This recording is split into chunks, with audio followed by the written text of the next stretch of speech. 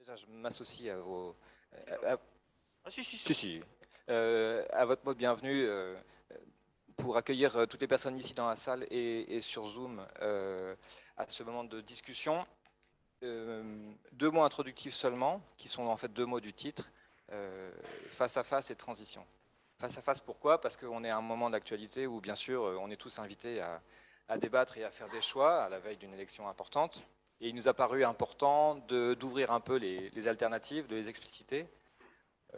Si vous suivez les publications de la Fabrique, vous savez qu'on ne s'écarte jamais véritablement d'une déontologie qui est la confrontation constructive, mais, et ça sera encore le cas ce matin, simplement, ça pouvait être l'occasion de rappeler qu'on ne peut pas tout et son contraire, et que chaque question appelle une multiplicité de points de vue.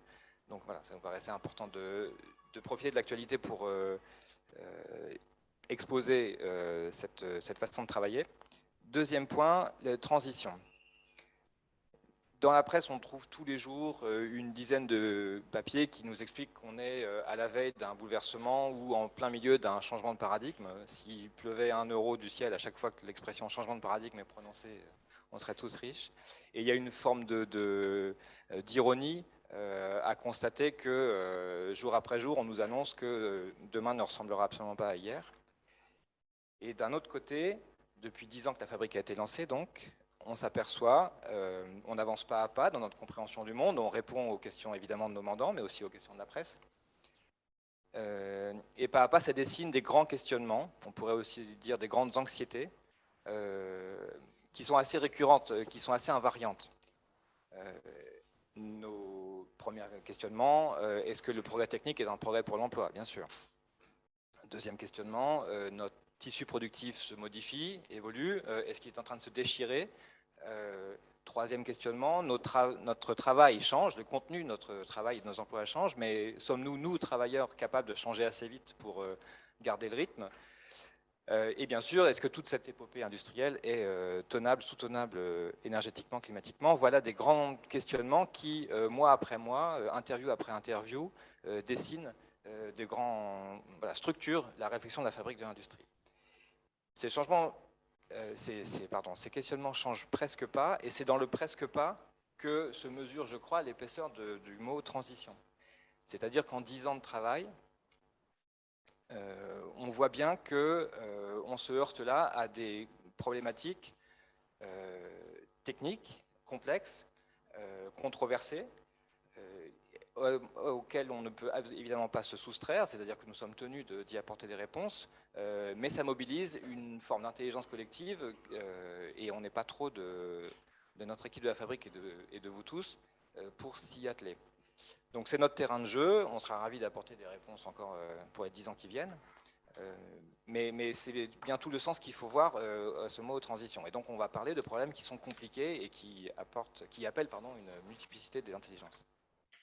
Juste rassurez-moi parce que vous faites un éloge de la nuance en expliquant que effectivement, sans doute les journalistes ont un peu trop tendance à l'hyperbole et voient des changements de paradigme et des révolutions là où il n'y en a pas. Malgré tout, un peu avant le confinement, il y avait le livre de Barbara Stiegler qui avait connu un grand succès sur « Il faut s'adapter » et sur l'adaptation permanente, mais elle notait au fond que tous ces changements étaient toujours un peu à la marge et avec une très légère accélération. Ce qu'on a vécu avec le Covid en termes de soutenabilité, de souveraineté, et plus encore la crise énergétique qu'on est en train de vivre par ricochet de la guerre en Ukraine, ça accélère quand même très largement les changements auxquels les industries font face. C'est aux industriels de répondre, je ne vais pas le faire à leur place. Je conseille à tout le monde ce livre lumineux de Barbara Stiegler, ça c'est évident. Je pense que les crises viennent confirmer, parfois avec angoisse, des questionnements qui étaient là avant. En particulier, enfin, toutes les questions auxquelles nous faisons face sur la soutenabilité de notre modèle industriel, sur la question des approvisionnements, sur la mondialisation est-elle, on va dire, a-t-elle accouché d'un monde plat et bienveillant, ou au contraire, sommes-nous face à des adversaires en partie hostiles? Tout ceci était perceptible avant, et je pense que sur la place, par exemple, de l'acte manufacturier par rapport à l'ensemble de l'économie productive, une crise comme la crise Covid a peut-être permis d'élargir un peu le cercle des personnes qui partageaient les questions. Mais pour moi, il n'y a pas de révolution dans les termes sur les questions auxquelles nous faisons face. On va parler réforme alors, très bien. Merci beaucoup. Vincent Charland, on va passer sans plus de transition à la première table ronde, crise du Covid et essor du travail à distance. Après les cols bleus, est-ce que les cols blancs seront également menacés par les délocalisations? Surprise et adaptation, Vincent, vous restez avec nous. Et Hélène Guinard, merci de nous rejoindre sur scène. Le temps que vous vous installiez, Hélène, j'en profite pour excuser l'absence de Thomas Coutreau, qui est statisticien économiste, qui était responsable du département conditions de travail et santé à la DARES, et qui, de manière extrêmement banale, a été testé positif au Covid-19 hier. Comme on en a un peu tous pris l'habitude, c'est vous qui le remplacez au pied levé, mais vous ne le suppléez pas. C'est-à-dire que vous n'êtes pas là pour raconter ce qu'il avait à dire, mais vous pouvez aller sur le site de la DARES et vous trouverez des grandes études sur lesquelles il comptait s'appuyer, que la DARES a effectué en 2019, avant le confinement, et en 2021 pour montrer un petit peu les changements des Français dans leur rapport au télétravail. Pour synthétiser très rapidement, ce qui ressort, c'est qu'on a vécu une expérience, pardon pour la tautologie, mais une expérience de télétravail forcé qui n'a rien à voir avec le télétravail volontaire, qui avait des soucis d'équipement, je pense que vous nous en parlerez, on n'avait pas les outils adaptés.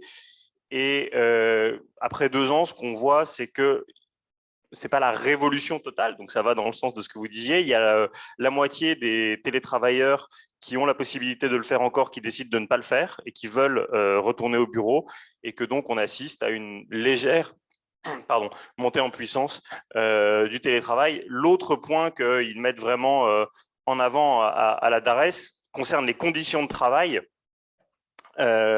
À savoir que le télétravail a pour l'instant, peut-être qu'on va réussir à rectifier avec de nouvelles approches managériales, mais pour l'instant a plutôt eu tendance à dégrader l'équilibre vie pro, vie perso, puisque effectivement, quand vous avez devant vous, en tant que manager, un pack horaire de vos salariés qui est plus large, vous avez tendance à piocher dedans avec des réunions un peu plus tard, un peu plus tôt, et ceci en continu, peut-être Vincent, en ouverture sur le pourquoi de cette table ronde. Parce que justement, j'ai parlé de transition, la question du montée en concurrence progressive des travailleurs partout dans le monde s'est trouvée réactualisée par l'irruption du Covid et du télétravail qui y a fait suite. Et je parlais de la presse, je n'ai aucune hauteur de vue sur le travail des journalistes, évidemment, mais simplement, on trouve aujourd'hui énormément de questionnements qui peuvent se résumer sous la forme suivante. Puisque le Covid nous a démontré que de nombreux emplois que l'on croyait non télétravaillables sont en réalité télétravaillables, vont-ils devenir à partir de demain délocalisables? Et c'est la question qu'on cherchait à instruire. Alors, sans donner la réponse tout de suite, nous, c'est un sujet qui nous fascine chez Ouzbek, parce qu'on trouve, puisque vous évoquiez en ouverture, est-ce que le progrès technologique va tuer l'emploi? Il y a des mêmes études qui donnent un rapport de 1 à 9. Il y a des études de Cambridge qui disent que 90% des emplois peuvent être remplacés par des machines, et d'autres études américaines qui disent qu'en fait, ce serait de l'ordre seulement de 9%, parce que le facteur humain est considérable. Est-ce que là aussi, pour vous, sur les délocalisations, la réponse se trouve entre les deux? Oui, en tout cas, moi, sur ces études auxquelles vous faites allusion, j'avais l'impression que les plus prudentes étaient aussi les plus sages, ou celles qui étaient méthodologiquement les plus sûres. Donc, je pense que le spectre du chômage technologique de masse est parfois amplifié ou exagéré. Et surtout, ce qu'on a beaucoup expliqué à la fabrique, c'est qu'il fallait réussir à comprendre cette question du risque technologique ou du risque de délocalisation technologique en termes de tâches plus qu'en termes d'emploi. Et donc, on parle bien de la transformation du contenu du travail et des collectifs de travail, on va y venir dans le cadre du télétravail du Covid, du fait du progrès technique, plus que du déplacement un pour un des unités de travailleurs ou des collectifs. Et à mon avis, c'est un peu pareil pour la question qu'on aborde, à savoir celle du risque de délocalisation ou de mise en concurrence des travailleurs qualifiés maintenant qu'on a tous Zoom et Teams sous la main. Je vous l'ai dit tout à l'heure, je pense qu'on ne peut pas à la fois redouter une catastrophe et la catastrophe contraire. Si l'irruption de Teams dans nos vies professionnelles a comme mis en tension les collectifs de travail et nous a tous demandé de jongler, ce qui est un peu le sens des résultats de Thomas Coutreau, entre vie pro, vie perso, nous a demandé de réussir à maintenir une forme de qualité de travail collectif alors qu'on a été installé dans des lieux différents. C'est bien qu'on s'est un peu enraciné d'une certaine façon. On a en particulier reporté sur l'employeur, a reporté sur la famille et l'individu un certain nombre d'obligations qui étaient les siennes jusqu'à présent de veiller à la qualité des conditions de travail. Et pour moi, tout ça est assez antinomique de l'idée d'aller reconstituer des collectifs de travail, que ce soit à Bangalore ou dans la Silicon Valley. Donc, bien sûr que le progrès technique et les moyens de communication facilitent la migration du travail qualifié, mais je pense que ces deux phénomènes sont plus rivaux que complémentaires. Merci beaucoup de dissiper le mirage. Je sais que nous, notre martingale, c'est qu'on aime bien partir du cas de la possible numérisation des emplois de serveurs, par exemple, avec un exemple à San Francisco de restaurant où vous étiez entièrement servi par des automates. Ça n'a jamais fait florès. Et aujourd'hui, en fait, le métier principalement en tension dans notre pays comme aux États-Unis, c'est serveur. Comme quoi, il faut un petit peu se méfier des sirènes technologiques. On va partir d'un cas concret. Avec vous, Hélène Guinard, vous êtes responsable de la transformation et de la supply chain chez Renault Nissan Mitsubishi. Et vous parlez à ce titre, vous n'êtes pas la porte-parole de Renault, donc oui, histoire d'éviter un fardeau trop lourd. La supply chain dans votre groupe, c'est 700 personnes réparties entre la France, la Roumanie, la Turquie, dans quelle proportion ? Alors, on a les 2 tiers des effectifs en France, un gros tiers en Roumanie et une trentaine de personnes en Turquie. Donc, la Turquie reste encore assez marginale aujourd'hui. On parle donc des activités corporate de la supply chain de Renault. Donc, c'est tout ce qui est organisation du transport des pièces et de véhicules, les emballages qui vont avec, la programmation des usines qui fabriquent des véhicules et des moteurs, boîtes de vitesse, et la sécurisation des approvisionnements et tous les processus qui vont derrière. Donc tout ça, ce sont des opérations réalisées en corporate. En ouverture, Vincent disait qu'effectivement, parfois on parlait de révolution de manière un peu outrancière et qu'on était dans la nuance. Pour un groupe comme le vôtre, en revanche, la crise Covid, là pour le coup, on peut parler de révolution. C'est-à-dire qu'il y a eu un avant, un après, quoi. Alors, il y a eu un avant, un après, ça a été net. Les équipes supply ont évidemment été extrêmement exposées pendant la crise de Covid. Alors là, en particulier sur le télétravail, on était déjà dans un contexte assez favorable à la supply chain. On était à la pointe sur l'utilisation du télétravail.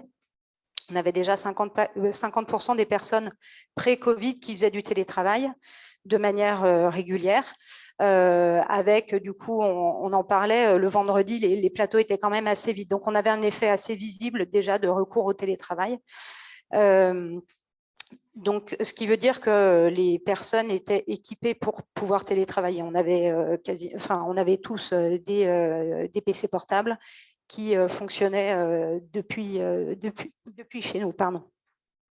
Donc ça, c'était pré-Covid. Après, donc, on a vu, nous, la crise arriver avec des cellules de crise, approvisionnement Italie, Chine, puis Italie, etc. Et puis, du jour au lendemain, on a complètement basculé. Et donc, avec finalement des arrêts d'usine absolument pas programmés, donc une première activité qui était déjà de juste arrêter les usines en sachant où sont nos pièces, etc. Et puis après, une activité de préparation des redémarrages qui se déplaçait de jour en jour, voilà, donc avec des scénarios constamment en reconstruction. Donc voilà pour le contexte un peu en termes d'organisation, on a été évidemment extrêmement impacté.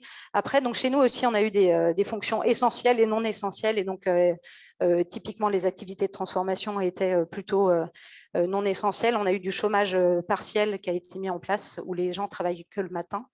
Et donc ça a amplifié tous les effets qu'on peut évoquer autour du télétravail, à savoir des agendas qui se densifient de manière folle parce qu'on avait la contrainte d'arrêter de travailler à 13 heures avec des contrôles des RH, etc. pour pas se mettre en défaut. Donc, on commençait à 8 heures, on enchaînait des réunions d'une demi-heure, on voyait un nombre de sujets absolument hallucinants dans un contexte de gestion de crise. Donc là, les équipes étaient évidemment dans un contexte extrêmement difficile, avec finalement deux catégories de population, je pense, un peu exposées. Alors, évidemment, les parents qui avaient les enfants qui passaient... évidemment, et donc réussir à gérer la famille, le boulot, etc. Et puis, il y a une deuxième population, je pense, qui était assez exposée aussi, c'était les jeunes, finalement, qui étaient pas très bien installés, qui télétravaillaient depuis leur canapé lit, dans leur petit studio et qui vivaient seuls. Donc, voilà, nous, dès le début, on a mis en place, du coup, des alertes, déjà là-dessus, en faisant appel aux gens, en disant... penser à prendre soin aussi des gens. On a été très inquiets de ça dès le début. Malgré tout, vous avez tenu le coup avec des semaines 8h, 13h, ce qui pourrait encourager la DRH de Renault pour le futur à passer à la semaine de 25 heures, puisque vous avez réussi. Ah, si seulement, la semaine de 25 heures. Non, alors après, l'enjeu, sur cette période-là, il y avait quand même une activité qui était soutenue. On a eu une deuxième étape de chômage partiel, donc on est revenu à plein temps. Et puis, on a une deuxième période de chômage partiel au mois de novembre, de mémoire, pour quelques mois, pour 6 mois, où là, c'était 98% des gens qui étaient au chômage partiel. Donc là, c'était le vendredi qui était chômé, avec des usines qui travaillaient le vendredi. Donc voilà, c'était aussi des organisations assez complexes. Personnellement, je n'ai pas tellement envie de revivre ça, pas en tout cas si on n'est pas synchronisé de manière plus globale. Moi non plus.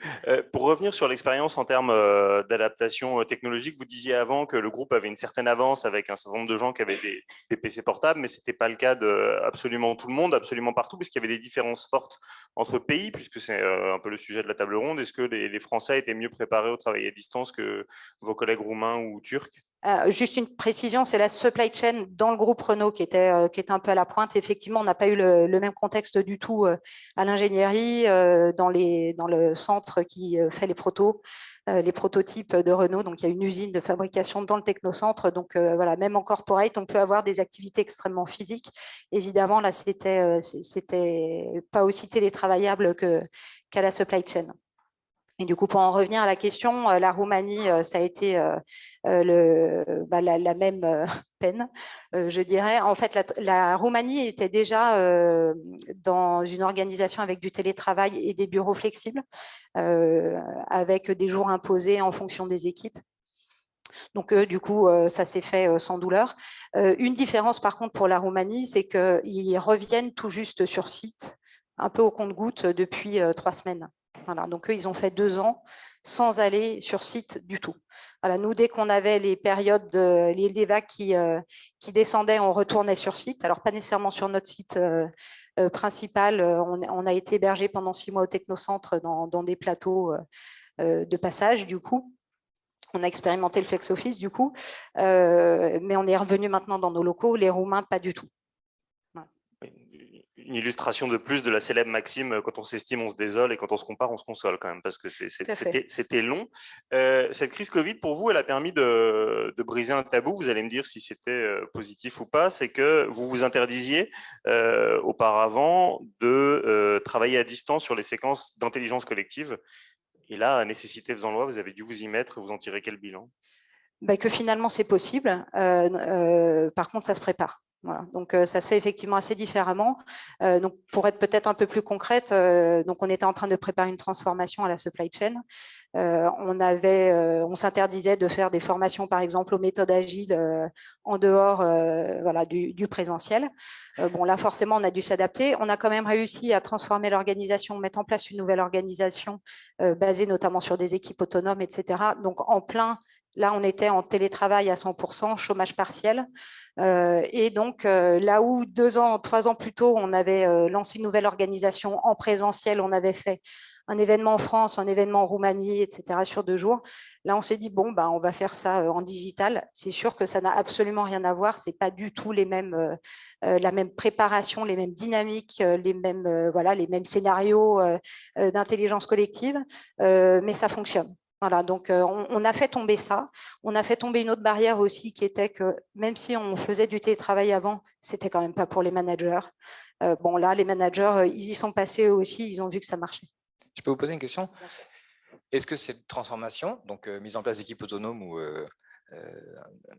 atelier sur la méthode agile, aurait été possible à distance si les équipes ne s'étaient pas connues avant? C'est-à-dire, pour le dire autrement, est-ce que vous n'avez pas capitalisé sur le travail en présentiel qui a permis des échanges d'informations, la connaissance mutuelle, la confiance mutuelle entre ces personnes, où on a, effectivement, on n'avait pas le choix, donc on a réussi à survivre ou à faire survivre des collectifs de travail pendant cette période étrange où les gens ne se voyaient pas. Mais est-ce que c'est tenable dans la durée? J'en ai un doute. Alors, oui et non. Alors, oui, évidemment, ça a été un facteur facilitant, hein, que le fait que les équipes se connaissent, etc. Après, on a quand même profondément réorganisé la fonction. Donc, il y a des équipes qui se sont mises à faire équipe qui étaient auparavant pas du tout en contact. Donc, on avait quand même cette problématique-là. Alors, un élément de contexte aussi qui est que chez Renault, on embauche assez peu, hein. On est plutôt dans un contexte de plan de départ, donc on a peu de nouveaux arrivants, mais on avait quand même des stagiaires, des apprentis ou des mobilités internes de personnes qui ne connaissaient pas la supply chain avant. Forcément, il y a une question de comment on arrive à intégrer les nouveaux. Donc ça s'est géré vraiment de manière locale avec le manager et l'équipe en local. Après, moi, les retours que j'ai eus aussi et qui m'a un peu surprise parce que je ne l'avais pas nécessairement identifié en amont, c'est que finalement, le fait d'avoir mis en place des équipes autonomes avec finalement pas mal de rituels et notamment des points de synchro quotidiens, ça a eu un effet assez protecteur parce que du coup, les gens étaient pas, déjà faisaient plus équipe qu'avant avec les gens avec lesquels ils travaillaient. Hein, le principe, c'est qu'on a mis ensemble les métiers différents en disant vous faites équipe et donc vous avez un certain nombre de réunions ensemble. Alors qu'avant, c'était des personnes qui allaient se croiser de temps en temps, mais l'essentiel des décisions passait, ça remontait par les chefs, etc. Donc, c'était un peu moins efficace. Et là, finalement, le fait qu'ils se voient tous les jours et qu'ils travaillent ensemble et on a un rituel aussi qui permet vraiment d'exprimer le besoin par rapport à un autre rôle, etc. Et ben ça, finalement, ça a eu un effet protecteur. Les gens ont été moins isolés que ce qu'on pouvait redouter. Voilà. Est-ce que vous avez noté des différences culturelles entre les travailleurs français et roumains turcs qui ont dû se mettre du jour au lendemain à faire ces éléments à distance? Alors, moi, je trouve que ça fait surtout tomber une barrière qui était la barrière des gens en physique et des gens qui n'étaient pas là. On a aussi des équipes donc, en France, mais en usine, donc à Douai, Sandouville, etc., plus des équipes en Roumanie. Donc, voilà, on a quand même une habitude de travailler avec des gens qui ne sont pas sur place. Mais pour autant, je pense qu'on l'a tous expérimenté quand on fait, dès qu'on a 2 ou 3 personnes qui sont ensemble dans une salle, en fait, c'est tout bête, hein, mais c'est aussi un élément technique. À partir du moment où il y a 2 personnes qui parlent, les haut-parleurs ne fonctionnent pas, en tout cas dans la plupart de nos salles de réunion. Donc, les personnes qui interviennent de loin, on ne les entend pas. Donc, tout ça, ça ne permet évidemment pas la fluidité des échanges. Donc, quand on est tous à distance, alors là, ça met tout le monde au même niveau. On a vraiment gagné en efficacité collective à ce niveau-là, parce que du coup, on a, finalement, quel que soit le lieu, on était tous dans la même équipe à fonctionner, avoir la même chance finalement d'intervenir. Donc ça a vraiment été quelque chose d'intéressant sur cette période-là. Après, maintenant qu'on revient sur site, on a tout l'enjeu du mode hybride. Et où là, là c'est encore d'autres méthodes qu'il faut qu'on apprivoise. En tout cas, en termes de culture, alors évidemment, c'est plus facile. Alors, notamment la barrière de la langue, même si les Roumains avec lesquels on travaille parlent un français vraiment excellent, malgré tout, on perd un peu les nuances, etc. Donc, l'organisation qu'on a, c'est quand même d'avoir plutôt finalement les équipes en Roumanie qui travaillent sur les sujets Roumanie, Slovénie, etc., enfin tous les pays de l'Est. Et puis en France, les équipes françaises travaillent sur les sujets des équipes de France. Et quand on essaye de sortir de ça, finalement, alors là, pour le coup, quand on est en interface avec les usines, ça devient tout de suite beaucoup plus compliqué, quoi. Il y a la langue, mais il y a aussi la culture. Les Roumains, par exemple, ils ne sont pas à 3 jours de ce fameux premier tour qui passionne l'ensemble des Français, donc ils ne peuvent pas faire le même genre de plaisanterie, vous voyez. Alors c'est sûr, ils ont aussi d'autres préoccupations parce qu'ils ont un voisin qui n'est pas extrêmement dans une période de tranquillité absolue. Donc évidemment, on n'a pas les mêmes préoccupations. Après, pour autant, dans le cadre du travail, je ne suis pas sûre que ce soit ça qui soit le plus... voilà, le facteur principal. En tout cas, ce qu'on a cherché à garder depuis, depuis tous les confinements, là, on avait pas mal mis en place déjà des cafés, des temps informels. Donc ça, on a plusieurs équipes qui font ça pour juste avoir, voilà, viens qui veut et puis on parle de ce qu'on veut. Et plutôt pas de travail, en fait, vraiment un temps informel. Et puis, ce qu'on avait déjà cherché à promouvoir avant, qui était l'inclusion en début de réunion, ou finalement la météo, quoi. Juste faire un petit tour de table rapide de comment ça va. Et ça, finalement, ça fait partie aussi des choses qui permettent de prendre la température et de, quand ça ne va pas, pouvoir le dire. Ça, c'est ce que le linguiste Emmanuel Ecoccia appelle l'utilité de l'inutile. Où effectivement, mais ça ne peut se passer qu'en physique. Là, vous voyez que je regarde mon téléphone, c'est pour voir s'il y a des questions qui arrivent, des gens qui sont à distance par Zoom, parce que n'ayant pas d'écran sous les yeux, je ne sais absolument pas ce que les 150 personnes qui nous suivent pensent de cette conférence. J'espère que ça les intéresse, alors que vous, j'ai vos visages, j'ai vos réactions. Et si quelqu'un s'ennuie profondément, alors pour l'instant, je rassure les personnes à distance, ça n'est pas le cas, mais je peux le voir tout de suite. Et vous me disiez, au fond, dans une agora numérique, tout le monde a la possibilité de s'exprimer ou non. En revanche, il y a celles et ceux qui ne s'expriment pas, on ne le voit pas nécessairement, et les risques psychosociaux sont beaucoup plus durs à déceler à distance qu'en présentiel. Alors tout à fait. Alors on a fait là, deux séries d'ateliers avec les managers donc pour prendre la température de la notamment sur la transformation. Leur préoccupation principale, c'est vraiment, alors au-delà de est-ce que l'autonomie que je donne, etc. Mais il y a un vrai sujet de comment est-ce que je me rends compte si les gens vont bien ou pas. Et on a tous connu ça, évidemment. Hein. Même quand ça ne va pas, on peut faire illusion pendant un point de 30 minutes, même un point d'1 heure.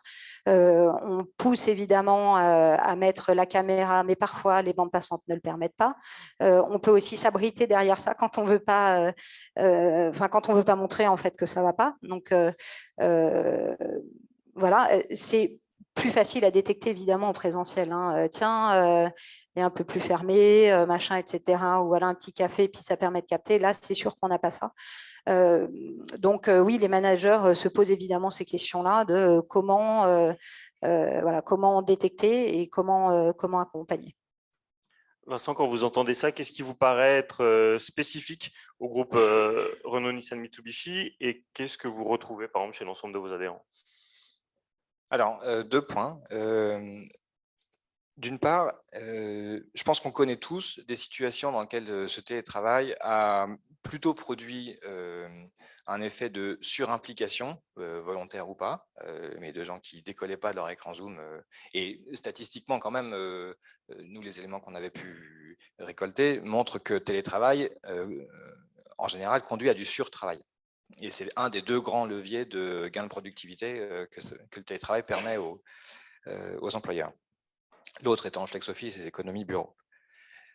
Deuxièmement, on sait aussi que, enfin en tout cas personnellement, j'en croise aux abords de l'école de mes enfants, des gens pour qui le télétravail induit une forme de désengagement. C'est peut-être parfois les mêmes d'ailleurs, ça alterne. Il y a une espèce de phénomène de douche écossaise. Ça va, oh, bah, tu sais, moi, je suis en télétravail aujourd'hui, c'est mercredi après-midi, je suis cool. Et puis, c'est la même personne qui va dire, bah, par contre, hier, quel enfer, de 8h à 13h, j'étais en visio tout le temps.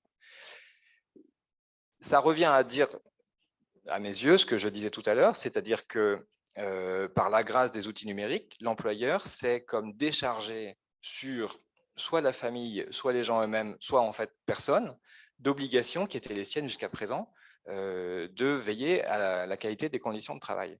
Et donc, je pense qu'on a un point là important sur lequel il faut continuer à travailler. La deuxième interrogation que j'ai, c'est, je prends un pas de recul, j'essaye de réfléchir aux politiques industrielles et à ce que, puisqu'on en parle beaucoup en ce moment, qu'est-ce que les territoires, les régions, l'État, l'Europe doivent imaginer comme politique pertinente pour assurer la soutenabilité de notre économie et notre capacité à résoudre des grands défis, par exemple, si on parle de l'automobile, la mobilité décarbonée. Bon. La collectivité, l'État, a besoin de partenaires fiables et loyaux pour réussir cette transformation. Et ce qu'on est en train d'évoquer là, c'est en gros quel est le niveau de friabilité ou de solidité ou de loyauté d'opérateurs qui ont historiquement été plutôt perçus comme les bras armés de l'État dans l'accomplissement de ces grandes transformations. Qu'est-ce qui reste aujourd'hui des grandes entreprises ? Elles sont d'une part diluées en télétravailleurs depuis Nantes jusqu'à Sète, mais qui ne se croisent plus jamais, et qui par ailleurs se demandent si finalement les équipes turques ne méritent pas d'être, comment je dirais, renforcées parce qu'elles s'en tirent très bien puis ça coûte moins cher. Bon, bref, qu'est-ce qui reste de la loyauté et la robustesse de ces opérateurs historiques lorsque la collectivité a besoin de pouvoir s'appuyer sur elle pour réussir de grandes transformations. Et si je reviens aux travailleurs en question, comment est-ce que tout ça est perçu? Vous disiez tout à l'heure la préoccupation numéro 1 des télétravailleurs français qui se voient au même point de meeting, c'est les élections. Celle de leurs collègues roumains, c'est la situation en Ukraine. Bon, est-ce que le grand groupe historique qui a occupé une place centrale dans l'économie française et dans les politiques économiques françaises n'a pas perdu de sa densité de ce fait?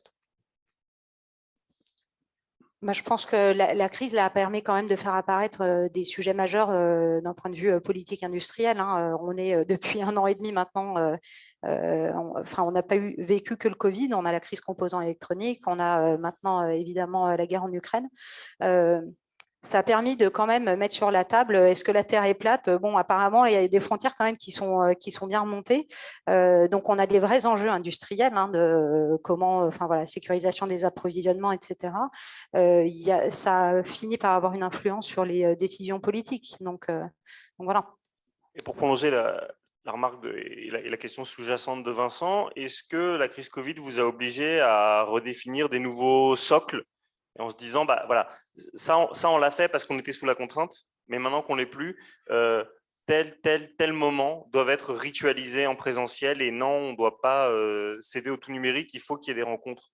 Alors, effectivement, maintenant qu'on est sorti de la crise Covid, on est revenu sur site. Il y a un nouvel accord qui a été signé par le groupe Renault, donc qui propose donc 2 à 3 jours de télétravail par semaine. Donc, on doit choisir. On a 80% des gens là qui ont signé le recours au télétravail. Donc, on est quand même à un niveau beaucoup plus élevé qu'avant, avec une volumétrie de jours de télétravail aussi plus importante qu'avant. Donc, ça, finalement, c'est quand même une vraie différence par rapport à la situation d'avant.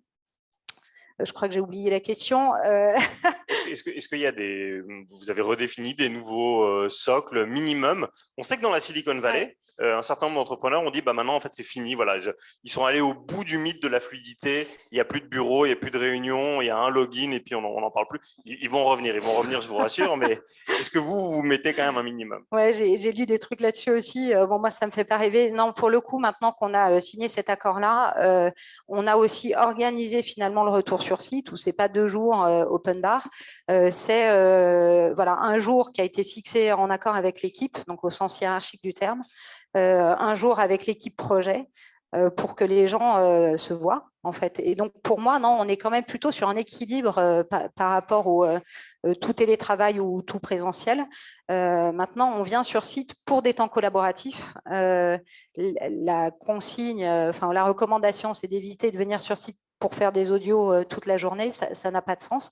Donc voilà, donc les équipes s'organisent vraiment pour avoir des rituels vraiment autour de la vie de l'équipe, le collectif, etc. Alors on pousse aussi évidemment pas mal de rituels de l'agile, des rétrospectives, etc. Pour moi, il y a quand même un vrai sujet de passer du temps sur l'équipe, finalement sur la vie de l'équipe pour que ce soit tenable finalement le rythme de ne pas se voir tous les jours. Voilà. Donc Pardon, moi, je ne crois me pas permets trop tout. d'insister un peu dans ma question. Ça fait plusieurs décennies qu'on réfléchit à cette question de c'est quoi la nationalité d'une entreprise.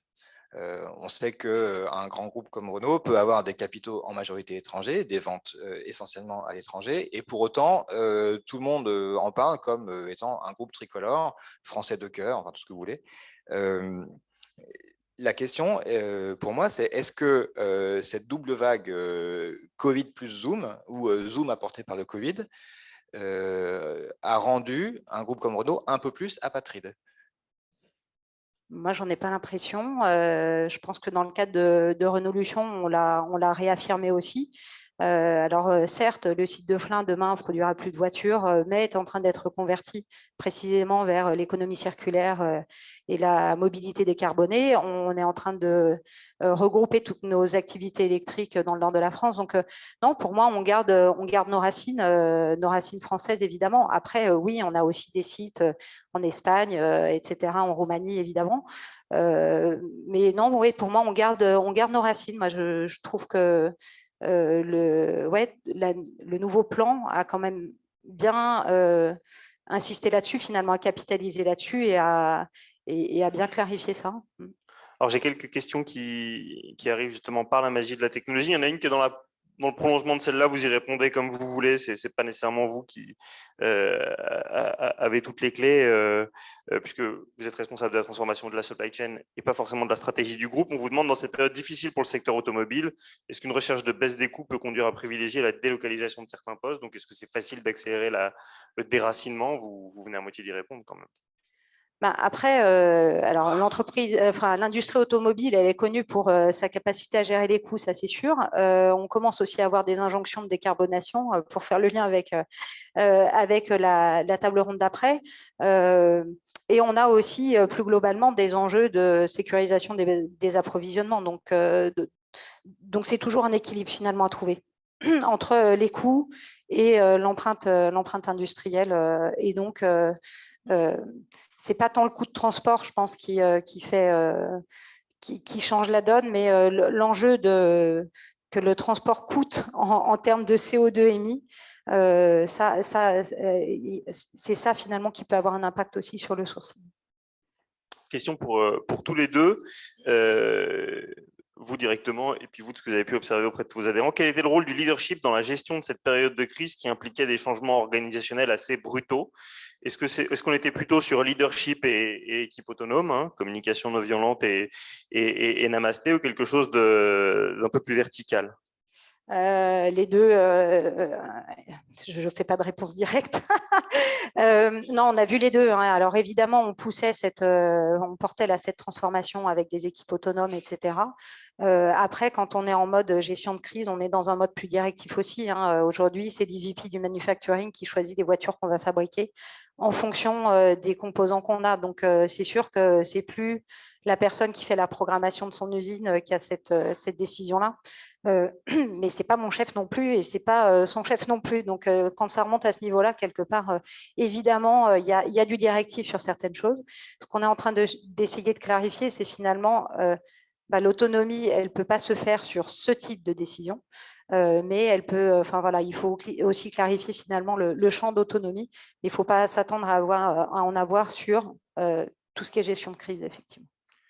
Alors, Vincent, si Thomas Coutreau avait été avec nous, je me fais son porte-parole, parce que quand on avait échangé sur la préparation de cette table ronde, il me disait au fond ce qui a changé le Covid, et on le voit avec The Great Resignation aux États-Unis ou chez nous, la grande émission, c'est justement un rapport à la servitude qui est beaucoup moins fort, et avec des gens qui se veulent beaucoup plus en autonomie et qui acceptent moins de recevoir des ordres à distance. Est-ce que vous partagez ce point de vue-là d'Arès et vous vous dites qu'on va aller en tout cas vers des choses qui doivent être plus concertées, ou vous entendez ce que dit Hélène?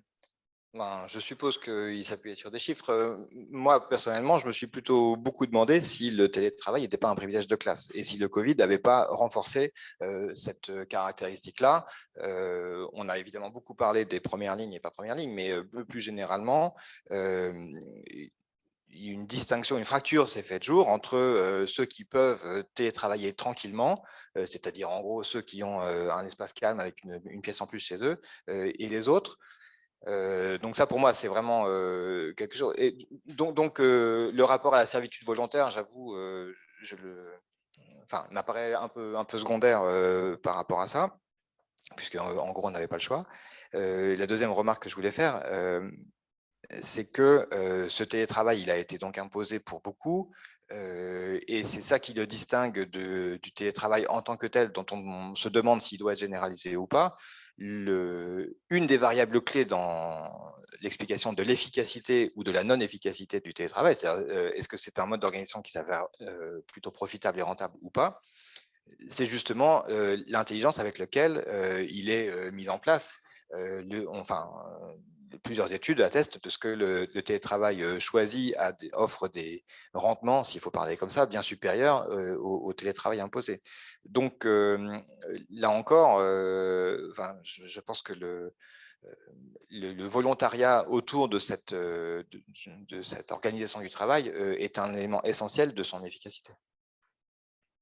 Ce qui par contrepoint, répond au titre original de la table ronde, à savoir est-ce qu'on va continuer à délocaliser. Si on délocalise, ce serait vraiment du télétravail forcé, c'est-à-dire qu'on dirait aux équipes à distance, bah, maintenant vous faites ça, vous dites que de la contrainte peut naître une forme de vertu, quoi. Alors, oui et non. En fait, pour moi, mais je ne demande qu'à être contredit, les délocalisations du travail qualifié, c'est pas un gros problème pour les principaux concernés. Le principal problème, c'est pour ceux qui restent. Je veux dire, des ingénieurs informatiques à qui on dit, bon, les gars, on déménage à Stockholm ou à Montréal, qui vient pas. J'en ai connu plusieurs dans ce cas de figure et aucun n'est malheureux. Ceux qui sont restés ici ont retrouvé du boulot, ceux qui sont partis sont revenus riches. Le problème, il est pour les économies des territoires qui risquent de ce fait de se trouver privés de ces ressources. Et donc, pour moi, la montée en concurrence entre clusters, entre territoires, si elle pose un problème, c'est plutôt par ricochet ou par effet de soustraction. C'est pour ça que je posais la question tout à l'heure pardon de ce terme, mais de la loyauté ou la force avec laquelle on peut s'appuyer sur les grands opérateurs. Parce que, pourquoi je dis ça? Pendant 20 ans, 30 ans, c'est-à-dire jusqu'à il y a 10 ans, en gros, le récit essentiel dans lequel on s'inscrivait tous, c'était celui de la société de la connaissance. C'est-à-dire que le départ vers des cieux lointains des emplois manufacturiers était posé comme une évidence. C'était le cadre d'hypothèse.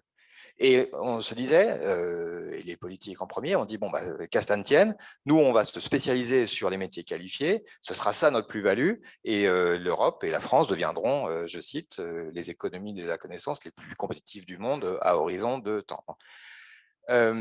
C'était l'agenda de Lisbonne, c'était le récit enveloppant et sous-jacent pour expliquer qu'on allait faire surtout de la R&D. À mes yeux, ce que nos réflexions sur le futur du manufacturier aujourd'hui montrent, c'est que ça ne marchait pas. C'est-à-dire que ces emplois sont en fait aussi mobiles, peut-être même plus mobiles que les autres, parce qu'il est encore plus facile de faire déménager des emplois qualifiés que des emplois non qualifiés. Et on l'a déjà vu sous nos yeux, Bangalore, la Silicon Valley, enfin tout ça, ça existe déjà. Et donc, ce qu'on est en train de dire, c'est non, mais ça ne marche pas. Je me souviens, les premières conférences de la fabrique, c'était il y a 10 ans, il y avait déjà des mises en garde de la part d'industriels qui nous disaient, certes, nous concevons aujourd'hui en France pour fabriquer et vendre en Chine, mais penser que ceci pourra subsister durablement, c'est une vue de l'esprit. La conception a vocation à se rapprocher ou rester proche des lieux de production et de vente. Donc, on est en train de réaliser que la segmentation horizontale qu'on avait faite entre les métiers qualifiés qui seraient notre apanage et les métiers de la production qui pourraient, enfin, qu'on serait obligé de laisser partir, et ben finalement, ce n'était pas forcément une stratégie gagnante, où ça a posé des problèmes de souveraineté, d'approvisionnement, de dissension dans les tissus territoriaux et professionnels. Bon, on est en train d'en revenir, d'y revenir. Donc, je pense personnellement qu'on n'est pas allé au bout d'une idée plus verticale, qui est celle des grands défis technologiques. C'est-à-dire, puisque une économie comme l'économie française doit impérativement apporter sa contribution à la résolution d'un défi comme celui de la mobilité décarbonée, la mobilité de demain, il faut qu'on puisse s'appuyer sur des emplois qualifiés et peut-être aussi non qualifiés pour réussir à ancrer ici, autant que possible, les forces productives, les métiers de la conception et de la production qui seront à même d'y répondre. En partant du principe que les uns et les autres sont délocalisables, les uns et les autres sont mobiles, parce que c'est la vie, c'est ça qui s'appelle la concurrence internationale, mais on est obligé de partir de ce principe-là. Simplement, si les collectifs de travail eux-mêmes, je reviens au Covid, se sont comme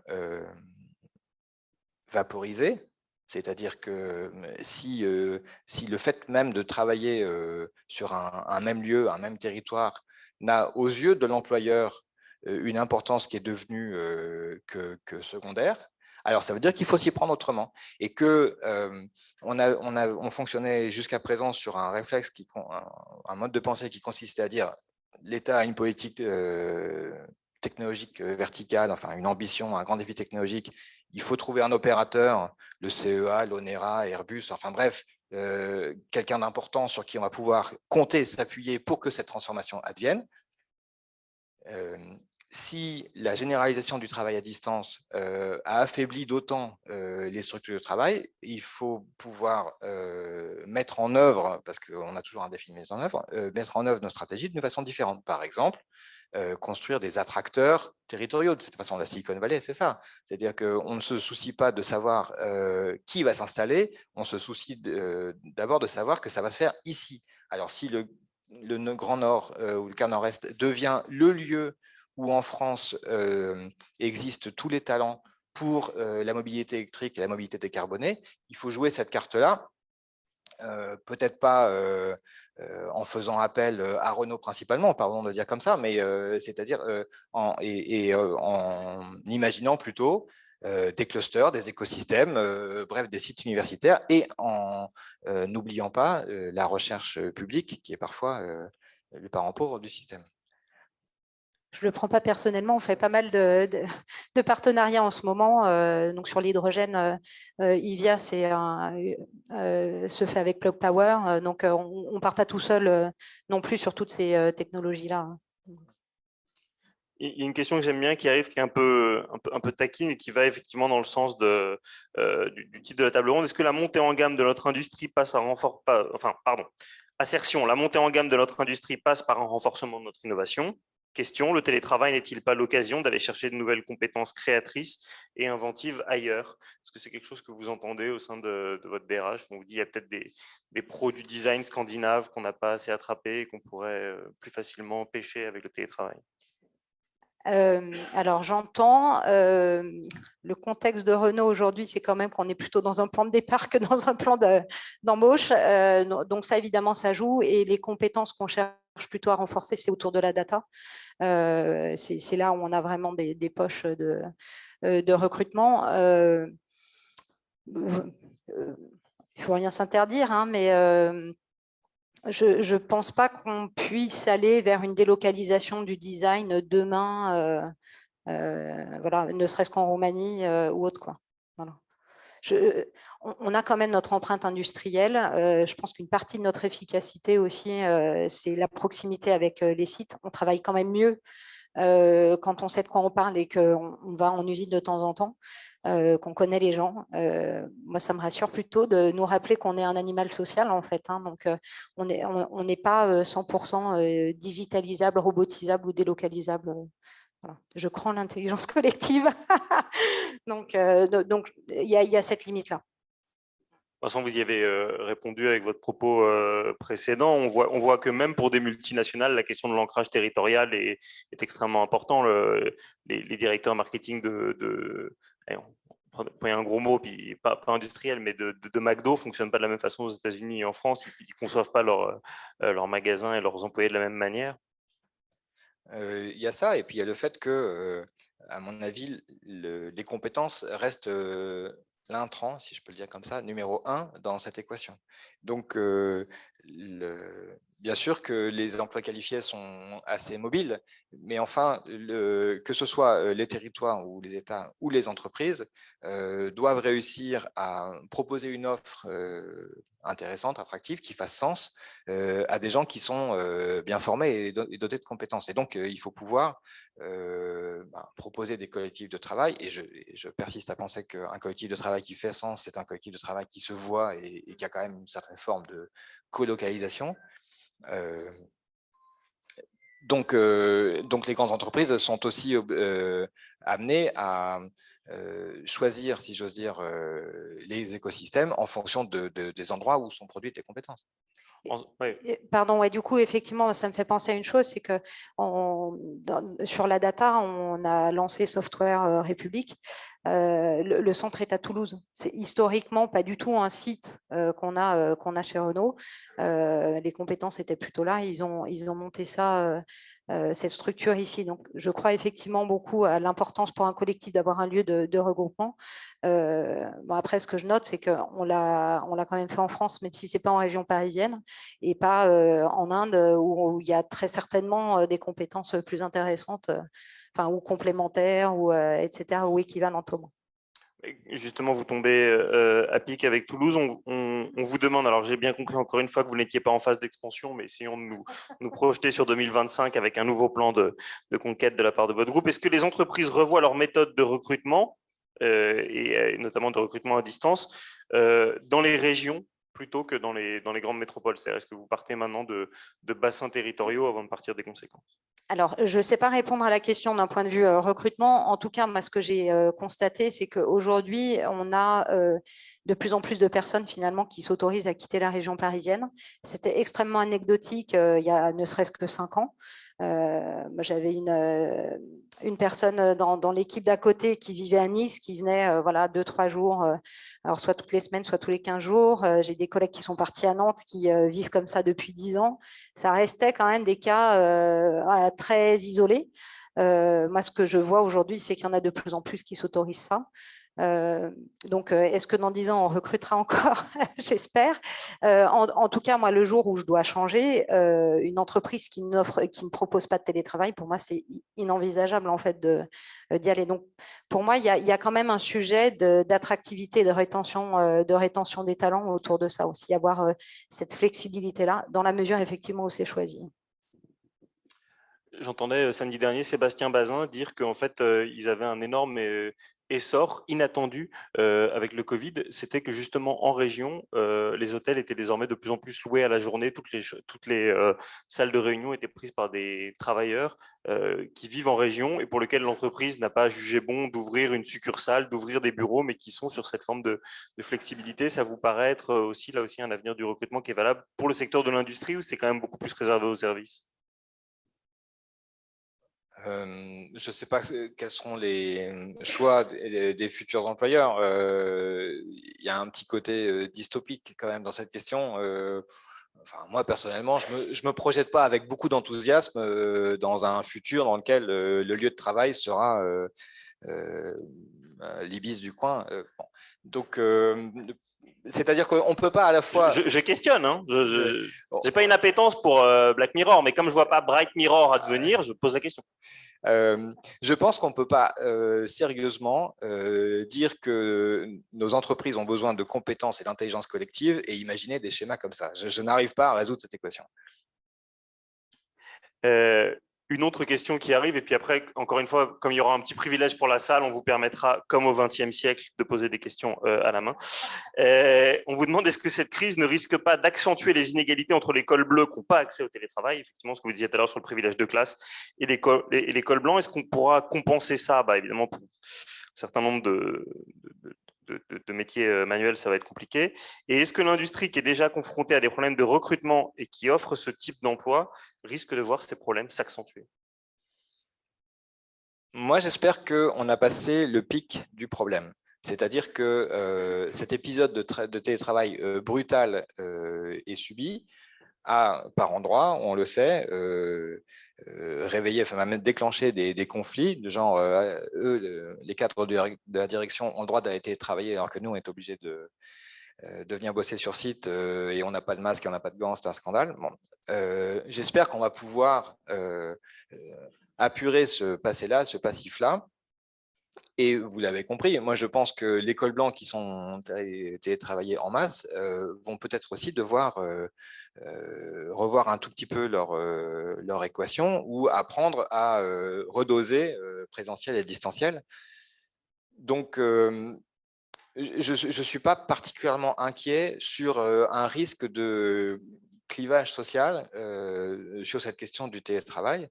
Je pense simplement que ça transforme, ça réactive une question qui est une question ancienne en fait en France et dans l'industrie française, qui est comment on travaille pour de vrai, comment on se fait confiance, comment on délègue et comment l'information circule. Donc cette question s'est trouvée un peu transformée, mais il y a par exemple des équipes autonomes ou des collectifs de travail qui ont d'une certaine façon profité du télétravail de leur col blanc pour s'approprier, se réapproprier enfin une véritable autonomie dans le fonctionnement de leur collectif de travail. Donc on n'est pas en pleine révolution, mais enfin, on peut attendre des effets bénéfiques, des effets moins bénéfiques de cette irruption des technologies de l'information dans l'organisation du travail. Ça n'a fait que transformer, sans la résoudre ni l'aggraver, la responsabilité de l'entreprise sur la conception de cadres de travail qui soient à la fois profitables et qui apportent des opportunités de formation, notamment, à tout le monde. Est-ce qu'il y a des questions à la main, donc, comme on dit? Allez-y. Je les reformulerai pour les personnes à distance. Ouais. Alors, pour les gens qui nous suivent à distance, la question s'est posée de la question d'une productivité accrue en trompe-l'œil grâce au télétravail. Et en réalité, comme le diable se cache dans les détails, et quand on prend un peu de recul, il semblerait qu'il y ait des responsabilités diluées et que ce soit moins mirifique. Alors, je n'ai pas dit, ou en tout cas pas voulu dire, que le télétravail avait apporté une amélioration de la productivité. C'est une des questions qui est aujourd'hui les plus controversées et même les plus confuses qui soient. Il y a des études aux résultats extrêmement disparates et on a besoin, vous avez raison, d'un peu plus de recul pour y voir clair. Ce que j'ai dit, c'est que parmi le peu de certitudes qu'on a, c'est que d'une part, le télétravail subi n'apporte pas d'amélioration significative, voire parfois de fortes détériorations de la productivité, et que lorsque le télétravail peut être isolé de façon assurée, dans les quelques cas où il peut être isolé de façon assurée comme un gisement de productivité, une source d'une amélioration de la productivité, c'est d'une part parce qu'il a été choisi, et d'autre part, ce que j'ai dit, c'est qu'il se fait, ces gains n'adviennent pas par magie, mais ils adviennent principalement par un effet de surtravail de la part des travailleurs concernés. Donc, il s'agit d'une productivité horaire et pas unitaire. Et deuxièmement, il advient par les économies de foncier et de superficie de bureau qui sont réalisées. Voilà. Mais donc, ce qui relativise beaucoup l'effet magique de Zoom et de Teams sur notre génie et notre capacité à créer vite. J'arrive vers vous, mais pour prolonger la question, la semaine prochaine, il y a un essai qui paraît de Laetitia Vito qui s'appelle « Pour en finir avec la productivité », où elle revient sur ce mythe de la productivité pure et parfaite, parce qu'elle dit au fond, la productivité, ça met tout le monde d'accord, tous les économistes d'accord, de Smith à Ricardo en passant par Marx, et ça c'est un peu suspect.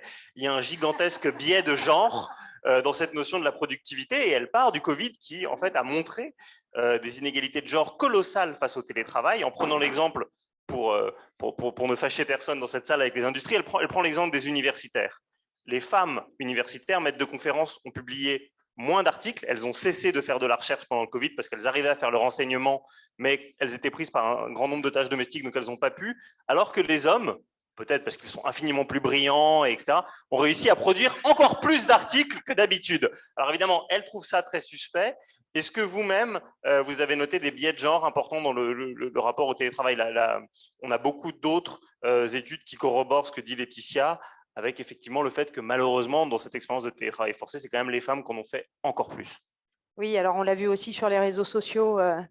J'ai quelques exemples en tête aussi. Moi, j'ai eu de la chance parce que mon mari a eu la malchance d'être au chômage à ce moment-là, sur le premier confinement. Donc, au moins, mes enfants étaient à peu près gérés. Après, oui, c'est sûr, en fait, ça ne fait qu'amplifier ce qui est préexistant finalement. Donc voilà. Et après, même depuis, on a vécu d'autres confinements avec mon mari en travail également. En fait, c'est juste que les enfants, généralement, ils vont souvent voir maman. Alors, ça me fend le cœur. Sur le côté féministe en moi, bon, ça me rassure que mes enfants m'aiment. Mais c'est vrai que quand c'est toujours, dès qu'il y a quoi que ce soit, c'est pour maman et mon mari qui me dit, mais moi, quand je suis seule avec eux, tout se passe bien. Bon, forcément, ça me saoule un petit peu plus. Mais voilà, je pense qu'il y a quand même des faits sociaux qui sont là et évidemment, on les vit aussi là. Après, moi, je crois aussi quand même que la plus jeune génération est en train d'un peu changer les choses. Moi, j'ai des collègues masculins qui étaient papas qui avaient un peu du mal aussi à se taper des audios à midi alors qu'ils cherchaient quand même aussi à préserver au moins le temps de déjeuner, quoi. Donc oui, on a vu ça. On peut espérer, mais attention à ne pas encenser la jeune génération sur les biais de genre. Je sais qu'on n'a pas le droit de parler des élections, mais quand même, chez les moins de 35 ans, il y a 4% des jeunes femmes qui veulent voter pour un candidat dont le patronyme commence par un Z, contre 20% des garçons, justement pour ces questions de répartition des rôles sociaux. Donc, il faut faire un peu gaffe. Monsieur au fond, et puis Louis Gallois. Donc, pour ceux qui nous suivent à distance, coût caché du télétravail avec la sécurité informatique. Est-ce que, pour vous, ça veut dire des investissements importants, quoi? Alors, effectivement, moi, j'ai suivi ça de plus loin. Hein, donc, je mets toutes les guillemets qui vont avec. Mais alors, je l'ai dit, pré-Covid, on était déjà équipés en PC. Après, je sais que toute la partie sécurité informatique a extrêmement évolué depuis. Alors après, je ne suis pas technique là-dedans, mais on a vu des différences assez importantes de connexion. Alors d'une part accompagner la volumétrie et puis réussir à sécuriser les fondamentaux quand même. Parce que du coup, nous, les équipes interviennent sur les systèmes de fabrication des usines. Ces systèmes-là tombent, on ne sort plus une voiture. Donc évidemment, c'était un enjeu qui a été accompagné. Par contre, je n'ai pas d'éléments techniques ou chiffrés là-dessus. Vous avez des éléments plus larges parce que la cybercriminalité a explosé pendant le Covid, donc forcément les boîtes sont encore plus sensibilisées à la cybersécurité.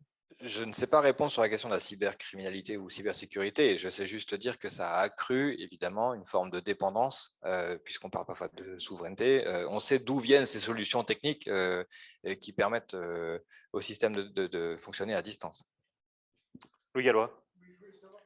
Donc pour les personnes à distance, la question de Louis Gallois, c'est est-ce que le télétravail serait moins pénible au vermeil pour aller vite? Et est-ce que c'est plus simple pour les jeunes?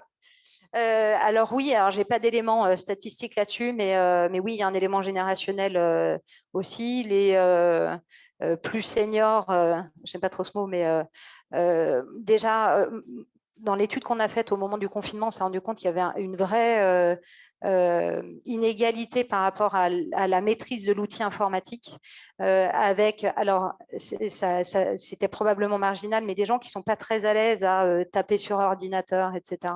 Et où, du coup, le concept de chatter, pour eux, en fait, c'est trop d'efforts. Donc là, il y a quand même un sujet, effectivement.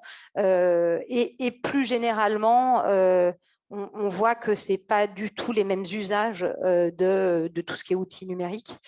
Donc, moi, je vois déjà un vrai écart là-dessus. Moi, j'ai appris à me servir de Teams aussi avec les plus jeunes qui, du coup, au lieu d'envoyer des mails, utilisent vraiment très bien tous ces outils-là pour le travail collaboratif.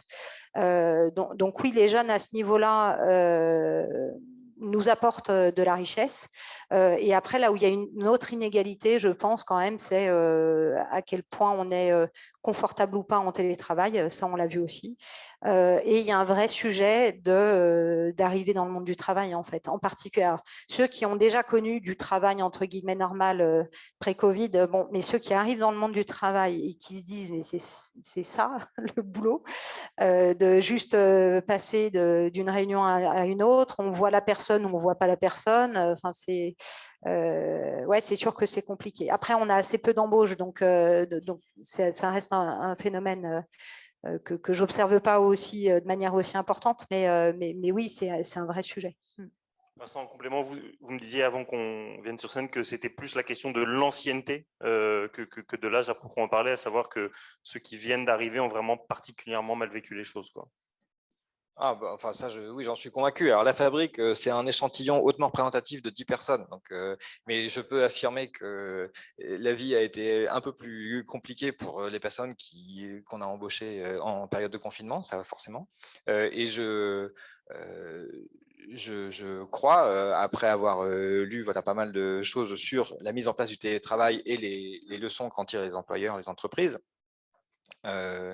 que nous avons d'une certaine façon vécu à crédit pendant tout ce temps-là. C'est-à-dire que nos organisations ont tenu pas uniquement grâce à Zoom et Teams, mais aussi grâce au fait qu'elles fonctionnaient avant sur un mode différent avec des gens qui se voyaient et que ce capital confiance qui avait été patiemment bâti auparavant, c'est ça qui a permis aux équipes de vivre en apesanteur pendant ces mois.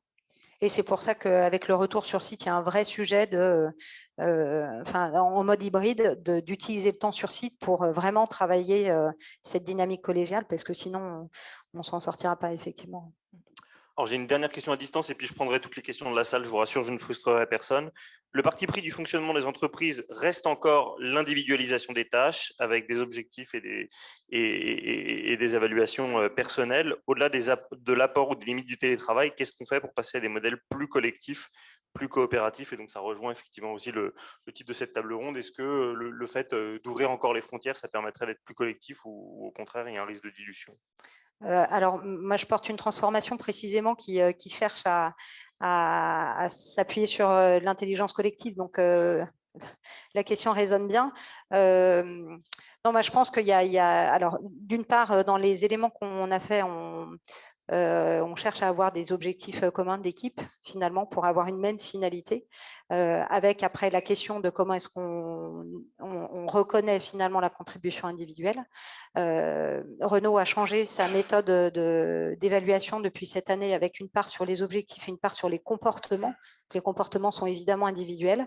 Moi, je trouve que ça va vraiment dans le bon sens, en fait, parce que du coup, ça met en avant les valeurs de manière très pragmatique, en fait. Nous grandissons ensemble. Concrètement, qu'est-ce qu'on fait pour être avec les autres? Donc, ouais, voilà, moi je pense qu'il faut effectivement investir sur le collectif, organiser le collectif pour qu'il soit effectivement solidaire. Après, il y a toujours une part quand même d'individus, de contribution personnelle à reconnaître. Il faut trouver cet équilibre. Je ne suis pas convaincu que ce soit la caractéristique de l'industrie d'avoir poussé dans ses plus lointains retranchements la logique de taylorisation. Il y a des métiers de service où les gens sont seuls face à leur performance. Je peux témoigner qu'un des actifs d'image sur lesquels s'appuient les industriels pour recruter, voire parfois même pour résoudre leurs problèmes de recrutement quand les métiers sont en tension, c'est bien justement que dans l'industrie, il y a quand même une part d'aventure collective. C'est-à-dire qu'il est plus facile de dire à l'ensemble des équipes, on travaille au service d'une même aventure, d'un même objet, parfois, Et c'est aussi une des caractéristiques distinctives de l'industrie. Alors, je vais prendre les dernières questions de la salle. Il y en a une là. Monsieur aussi après, allez-y. On va commencer par celle-là, puisqu'il y a une adresse directe. Donc, pour celles et ceux qui n'auraient pas entendu la question, on porte sur la R&D et la formation avec des bilans que notre interlocuteur a entendu comme plutôt négatifs. Aussi, quel retour vous avez? Est-ce que Guyancourt a été désespéré par l'expérience de la formation de télétravail? Alors, pardon, sur la partie R&D à proprement parler, je ne suis pas sûre d'avoir vraiment d'éléments. Sur la partie formation, j'ai peut-être un peu plus d'éléments. Alors, les formations à distance, ça fonctionne. Il faut vraiment que ce soit construit, par contre, très différemment d'une formation en présentiel. Après, évidemment, ce qu'on rate, dans tous les cas, c'est tous les temps informels. Donc ça, évidemment, ça reste un problème. Nous, on cherche à pousser aussi la culture d'innovation au sein de la supply. Donc, je me suis pas mal renseignée sur le sujet. Il y a quand même, pour nourrir finalement cette capacité à, au-delà de chercher, finalement trouver la fameuse pomme qui tombe de l'arbre, elle ne tombe pas toute seule et ce n'est pas juste parce qu'elle tombe que il a une illumination, il y a évidemment beaucoup de choses avant. Je trouve que c'est quand même plus compliqué dans un contexte de distanciel uniquement. Voilà. Après, moi, je crois vraiment beaucoup à l'importance de l'équilibre via l'hybride. Pour vous apporter un élément de réponse, il y a un livre de Philippe Forest sur l'université numérique. Pour vivre avec une universitaire, tout le monde est malheureusement confronté à une baisse drastique du niveau global parce que suivre des cours un peu exigeants à distance depuis 2 ans, ça a été compliqué. Votre question, monsieur, portait sur la cohésion sociale, à savoir le lien entre télétravail et lien social. On se retrouve autour d'un lieu. Nombre d'entreprises ont décidé que le foncier était une variable d'ajustement et que forcément moins de mètres carrés, c'était moins de coûts. Est-ce que ce n'est pas une pente extrêmement dangereuse? J'ai évidemment un exemple en tête, puisque nous, chez Ouzbek, on s'était passé de locaux pendant quelques mois quand le premier confinement a survenu et ce n'était pas une expérience concluante du tout. Alors, du tout. Je ne peux qu'appuyer cette remarque. Moi, les premières fois que j'ai entendu parler de télétravail, c'était précisément par des gens qui m'expliquaient, c'était avant le Covid, c'était consubstantiel avec le flex office et donc la réduction de 30% des surfaces de bureaux. Et c'était générateur de désengagement, puisque les conclusions qu'en tiraient les gens avec qui j'en parlais, c'était de dire bon, moi, ça m'intéresse encore moins de traverser la région parisienne pour aller dans des locaux qui ne sont pas les miens ou je ne sais pas qui je vais croiser. En ce cas, je préfère rester chez moi. Donc, je partage totalement ce point de vue. Je pense que c'est de la responsabilité de l'employeur que de proposer, de bâtir un lieu de travail, alors hybride, mi-distanciel, mi-présentiel, mais qui donne envie à ses salariés de revenir. Et parce que le travail, ce n'est pas juste un lieu de socialisation. Pour moi, c'est aussi un lieu de construction. Et donc, il appartient à l'employeur de jouer tout son rôle dans l'élévation de la personne. Et c'est à lui de faire en sorte que tout le monde ait envie de jouer cette équation. Bien sûr. Oui, moi je ne suis pas tout à fait d'accord avec Vincent Charlet, ce qui montre qu'à la fabrique, nous avons une pluralité de points de vue. Il est évident que les entreprises vont réduire leur surface de bureau. Moi, j'ai l'exemple de Stellantis, puisque j'ai quitté cette entreprise très récemment, c'est drastique. La réduction du nombre des surfaces du bureau est drastique. Et je ne conseille pas d'investir dans l'immobilier de bureau actuellement. Il est clair qu'à partir du moment où on réduit les surfaces et où on fait le télétravail, on ne peut plus aller que vers le les bureaux flexibles. C'est-à-dire que les gens n'ont plus de poste de travail attitré. Ce qui entraîne, mais ça se prépare, ça s'organise de telle manière que ça soit agréable. Ça peut être beaucoup plus agréable que d'être chacun dans sa petite cellule. Et je pense qu'on peut le faire, mais ce n'est pas sans impact sur les surfaces de bureau, ça c'est clair. Vous ne pensez pas que la culture d'entreprise y perd beaucoup? On sait que les grands groupes ont bâti des sièges à leur image. Google, c'est toujours des entreprises, enfin des bureaux qui sont modulables pour montrer la grande flexibilité de l'entreprise. Apple, c'est ce cercle parfait pour montrer l'attachement au design. Facebook, c'est ce flex office de 6000 postes tout du long. Et puis Netflix, c'est très caché. Enfin, ça montre qu'il y a une matérialité tangible. Oui, ben écoutez, chez Stellantis, il n'y a plus de siège. Donc, le problème est résolu. Vous avez les activités ressources humaines qui sont à Poissy, vous avez l'activité d'ingénierie qui est à Vélizy, et la direction se balade entre ces sites, sans compter les sites américains et italiens. Donc, non, il n'y a plus de siège. D'accord, c'est une apologie de la mobilité très, très autonome. Avant de nous séparer, parce qu'on arrive déjà à l'heure de la pause, je ne voudrais pas frustrer les personnes qui ont envoyé des questions à distance. Je vous les livre très rapidement en rafale. Vous répondez à ce que vous voulez. Les écoles d'ingénieurs, comme l'EPF Cachan, par exemple, favorisent le travail collaboratif et pluridisciplinaire.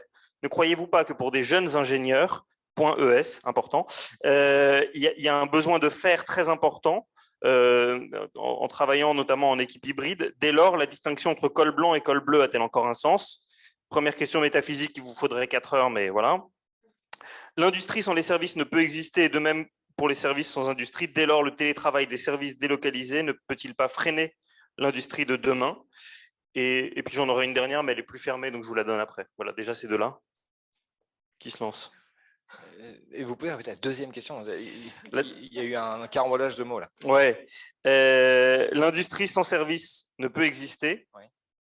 Comme les services sans industrie. Dès lors, le télétravail des services délocalisés ne peut-il pas freiner l'industrie de demain? Je pense en tout cas que les enjeux auxquels les entreprises, notamment les entreprises industrielles, sont aujourd'hui confrontées, que l'on parle des approvisionnements, de la décarbonation, des villes intelligentes et durables, etc., tous ces enjeux ont une matérialité forte. Je ne vois pas comment on peut imaginer des réponses qui seraient intelligentes et durables apportées par des collectifs de travailleurs qui seraient totalement en apesanteur ou déconnectés. Donc, je ne sais pas si, je l'ai dit tout à l'heure, je ne sais pas si des grands groupes seront les grands opérateurs dont nous aurons besoin, ou est-ce qu'il faudra davantage réfléchir à des écosystèmes performants, attractifs, etc. Mais je ne vois pas comment on pourra proposer de solutions, y compris des solutions technologiques, à ces défis, sans une forme de colocalisation des travaux, des matières et des intelligences. Ça. Et quant à la distinction col bleu, col blanc et l'envie de faire, on est en train d'y travailler justement à la fabrique sur c'est quoi ce goût du faire ou cette envie de faire. Je réserve un peu mon jugement. Il y a peut-être non pas seulement un effet de mode, mais on va dire une forme d'écume. Ces conversions et reconversions vers les métiers, soit de l'artisanat, soit de l'industrie, enfin bref, tous ces métiers qui permettent à d'anciens banquiers ou d'anciens ingénieurs de retrouver le plaisir d'être en interaction avec la matière et de s'y frotter, sont un signal faible, un signal, mais il est faible. Moi, je continuerai quand même à conseiller aux enfants de mon entourage à envisager des études prolongées qui leur donneront un capital de connaissances qui leur permettra d'envisager ensuite des carrières et des métiers qui soient très théoriques et déconnectés du réel, ou au contraire en interface avec la matière. Jean-Laurent Casely, qui est le journaliste qui a écrit La revanche des premiers de la classe, qui est le livre à l'origine du mouvement que vous dépeignez d'anciens Sciences Po HEC qui deviennent pâtissiers ou ébénistes, reconnaît lui-même que c'est un mouvement extrêmement marginal et qu'il s'est appuyé uniquement sur des témoignages et qu'il n'y a pas de lame de fond qu'il a pu observer. Et ça a sans doute plus d'importance éditoriale, puisqu'on peut aussi penser au livre de Arthur Lockman, qui était philosophe et qui est devenu charpentier, que de réalité tangible dans les Mais non seulement statistiques. c'est marginal, mais en tout cas, sur la base de l'échantillon à nouveau non représentatif que je connais, c'est encore une fois un privilège de classe. C'est-à-dire que les conversions réussies que je connais, ce sont des gens qui ont par ailleurs un conjoint ou une épouse anesthésiste ou quelque chose, et donc ils ont pu se permettre ce fameux saut de l'ange qui est en réalité sans risque, et ils sont ébénistes sans rentrer 1 euro de chiffre d'affaires ou de marge pendant 2 ans avant de démarrer. Ceux qui ont opéré des reconversions subies, parce qu'ils n'en pouvaient plus de leur boulot d'enseignant dans le secondaire dans les quartiers difficiles, et ben, l'avenir s'écrit différemment, franchement. Et donc, voilà, je me méfie du romantisme. Hélène, une petite question fermée pour terminer. Alors, dont l'interlocuteur reconnaît que c'est un sujet particulièrement sensible, mais comme vous avez mentionné l'évaluation, comment est-ce qu'on parvient à objectiver des comportements dans un système de revue de performance? Ah bah, j'ai pas 4 heures, donc j'irai pas au bout. Mais alors, il y a un certain nombre de comportements. Donc, il y a 5 comportements plus 3 comportements managériaux qui, en fait, sont décrits. Donc, il y a des exemples assez précis qui sont donnés en dessous des attentes, au niveau des attentes ou au-dessus des attentes. Alors, comme on a mis en place des comités de feedback, donc de la collégialité dans cette évaluation-là, on challenge vraiment pour avoir des exemples assez concrets, en fait. Voilà. Et donc, la première année, honnêtement, c'était pas évident, hein. On s'est retrouvé parfois à dire ah ouais, mais finalement, avec le même exemple, moi, je mets pas la jauge pareil. Bon, bah voilà, donc il y a aussi un processus finalement d'apprentissage collectif autour de ça. En tout cas, moi, je trouve que ça mérite d'être posé sur la table, d'être explicité. Après, bon, voilà, il y a encore un peu du chemin avant que le truc soit extrêmement robuste, répétable, etc. Mais en tout cas, au moins, voilà, la voie est un peu tracée. Il faut qu'on y rentre tous. Ce que vous dites m'évoque un dessin de presse où un DRH reçoit un manager et lui dit est-ce que vous savez que le bonheur fait partie des valeurs clés de l'entreprise? Il dit oui, oui. Est-ce que vous êtes heureux? Il dit bof, et il note je note ne remplit pas ses objectifs. Voilà, ce qui est une manière d'évaluer les comportements à distance. Merci infiniment pour toutes vos questions. On prend 10